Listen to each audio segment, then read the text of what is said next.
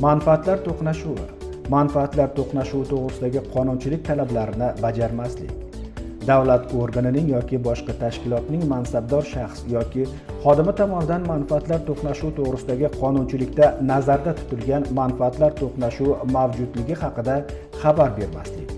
Bazaviy hisoblash miqdorining 3 baravaridan 5 baravargacha miqdorida jarima solishga sabab bo'ladi. Xuddi shunday huquqbuzarlik ma'muriy jazo chorasi ko'rilganidan keyin 1 yil davomida takroran sodir etilgan bo'lsa, bazaviy hisoblash miqdorining 5 baravaridan 10 baravargacha miqdorda jarima solishga sabab bo'ladi.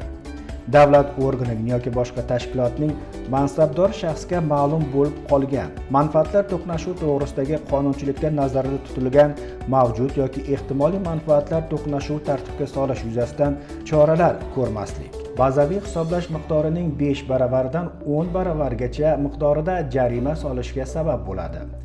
Ushbu moddaning 3-qismida nazarda tutilgan huquqbuzarlik ma'muriy jazo chorasi qo'llanilganidan keyin 1 yil davomida takroran sodir etilgan bo'lsa, bazaviy hisoblash miqdorining 10 baravaridan 15 baravargacha miqdorida jarima solishga sabab bo'ladi.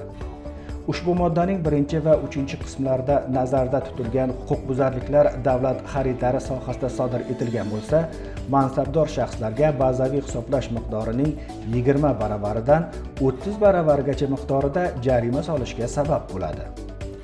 1707-90 kodi bilan 998-67-20, 71 kodi bilan 514-19-17, compliance kuchukcha uzbeksteel.uz, UMK pastki chiziqcha Antikorbot, O'zmedkombinat aksiyadorlik jamiyati ishonch liniyasi aloqa kanallari orqali compliance xizmatiga xabar bering. Korrupsiyaga qarshi birga kurashamiz.